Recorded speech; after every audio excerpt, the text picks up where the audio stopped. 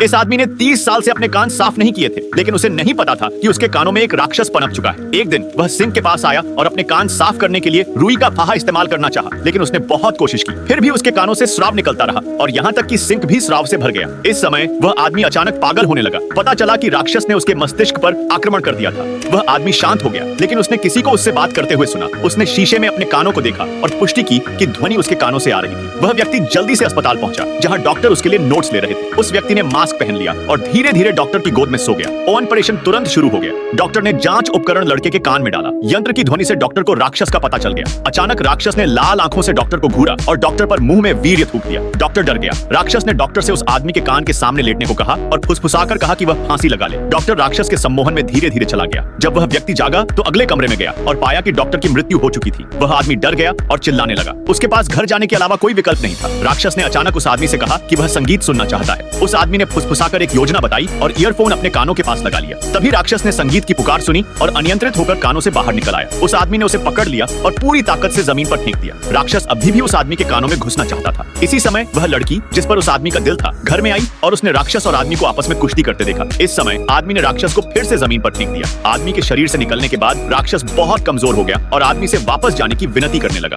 लेकिन राक्षस के पिछले व्यवहार के कारण उस आदमी ने गुस्से में राक्षस को अस्वीकार कर दिया। इस समय लड़की बोल पड़ी और आदमी तुरंत शांत हो गया। लड़की अंदर चली गई और उसने वास्तव में कमजोर राक्षस को उठा लिया। राक्षस ने दयालु लड़की को देखा और लड़की के कान में रहने की भीख मांगी। यह देखकर आदमी ने तुरंत लड़की को राक्षस से दूर रहने के लिए समझाया, लेकिन लड़की ने अप्रत्याशित रूप से आदमी पर चिल्लाना शुरू कर दिया। यह देखकर राक्षस ने लड़की की बाह का पीछा किया और लड़की के कान में घुस गया।